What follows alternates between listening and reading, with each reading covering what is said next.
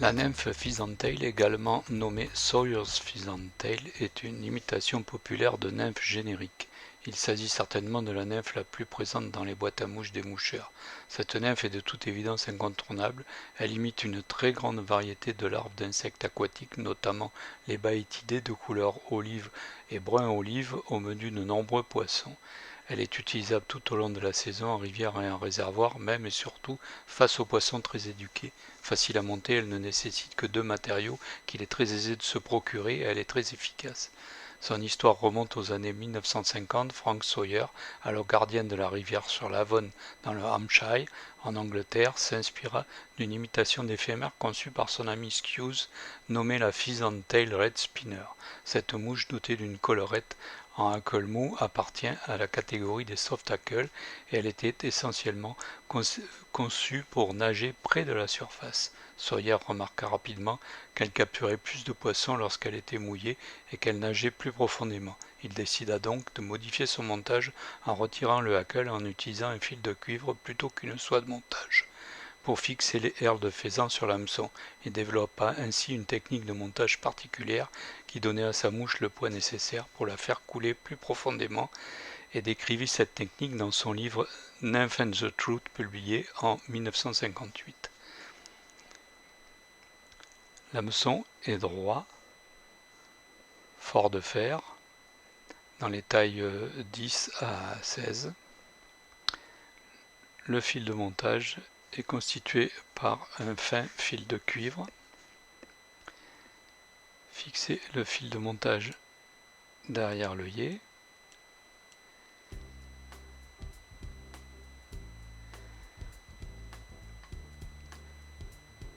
Et former une surépaisseur qui correspondra au thorax de la nymphe.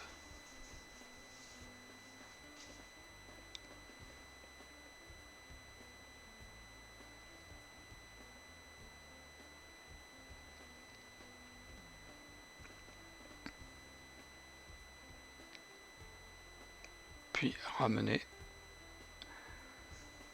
le fil de cuivre par des enroulements jusqu'à la courbure.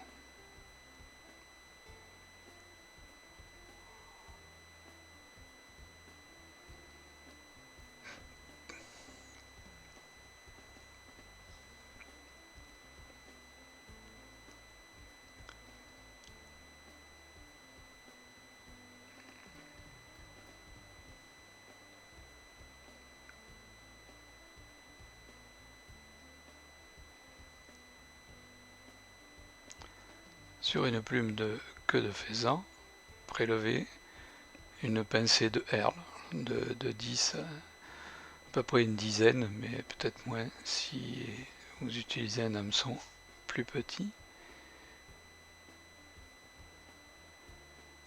Fixez cette pincée de herle à la courbure, les pointes dirigées vers la courbure pour former les cercles.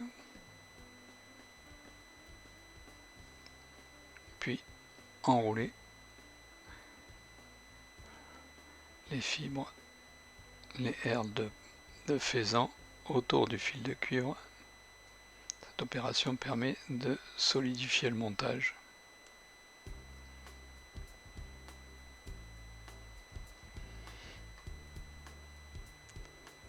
Formez le corps en enroulant les herles de faisan vers l'œillet.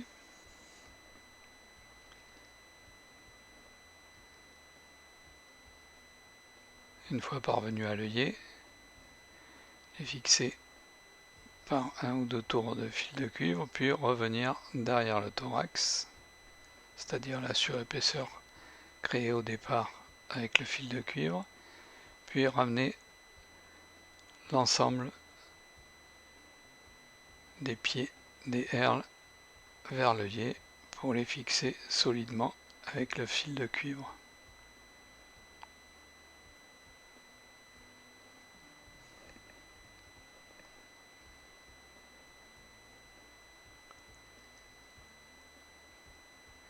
Éliminer l'excédent.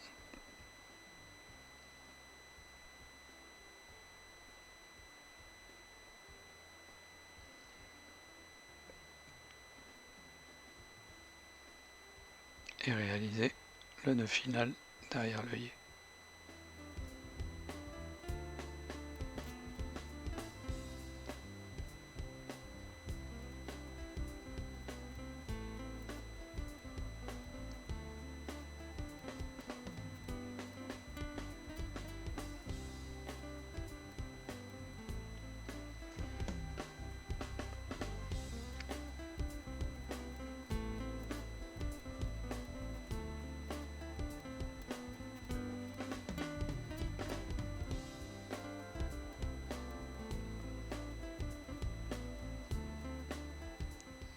Et l'imitation est terminée.